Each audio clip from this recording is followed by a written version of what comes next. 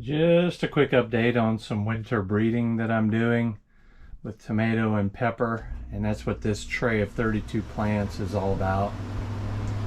Sorry, the little air conditioner in here kicked on, and that's why it's blowing around. Anyway, we'll continue.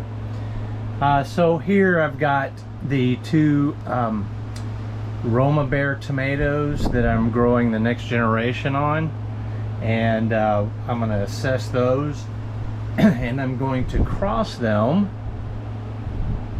one of the best examples here, with both of these. This is a Fortunia Brandy Bear cross that I made that's got potential for parthenocarpy. It's the F1, so I'm uncertain. But when I couple that with this, which I know produces parthenocarpy, the Roma Bear, what should happen is I should get a much larger parthenocarpic paste tomato.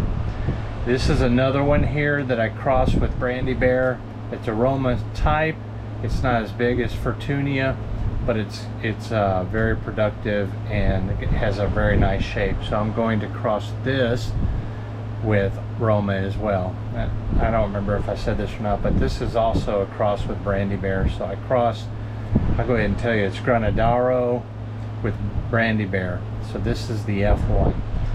So I haven't confirmed either one of these two being parthenocarpic, but being that these two are, crossing them to these should be able to get some a lot of parthenocarpic examples.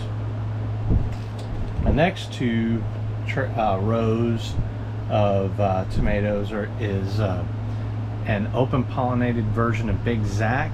That was the exact cross I made with Brent, my tomato here, a really long time ago.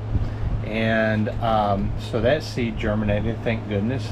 It's a 2-pound selection, and I'm growing this one because I want to cross it with, behind this tray is 3 examples of Brandy Bear that I brought inside from the Lazy Garden.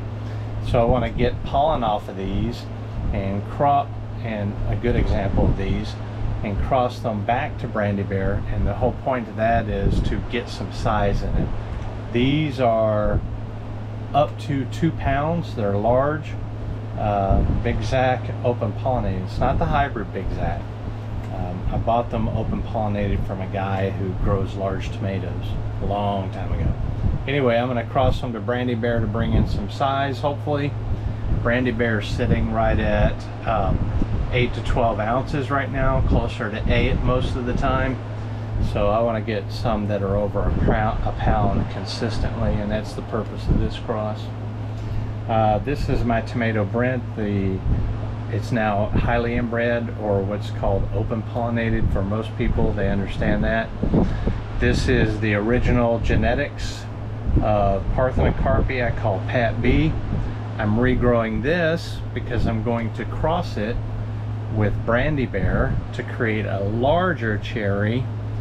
And the whole point of that, and the only point of that, is to see if 2 highly inbred parthenocarpic lines, both Brent and Brandy Bear, which is behind the tray I talked about a minute ago, will produce a parthenocarpic hybrid. So if you got 2 lines, open pollinated parthenocarpic cross to Brandy Bear, which is open pollinated parthenocarpic as well, I should get a whatever size tomato that's also parthenocarpic, that's a hybrid. And that was a concern of some of the people that I talked to when I was trying to partner with someone on bringing the genetics forward, is that can you create a parthenocarpic hybrid? And I think the answer is yes, but I've actually never done it, so I'm going to do it. The last row over here is pepper. The 2 in the back here are Corbello. Corbello this is the next generation Corbello, which is a cross between Courbacchi and Jimmy Nardello pepper. Those 2 were pretty similar, and my friend Jim bred that line, and I bought seed from someone who was distributing it for him. And this is the next generation of the best one. I think this is F4. I'm gonna back cross it to Jimmy Nardello for a couple reasons. The first reason is I want the coloration of Corbello, which starts out yellow and ripens to red. I like that coloration a lot, but I really like the taste of Jimmy Nardello. I think this one's pretty close to it, the Corbello, but crossing it back to Jimmy Nardello should increase it quite a significant amount towards tasting like the original Jimmy Nardello. And I'm thinking the color yellow will remain. I think that's a dominant characteristic, because as you may know, Jimmy Nardello starts off green and it stays green till it turns red. So I like the color swap from yellow to red. You got your yellows, your darker yellows, your oranges, your light reds, and your reds. The color scheme as it transfers is pretty neat, and it also is different sweetness at the different levels there, which is kind of cool.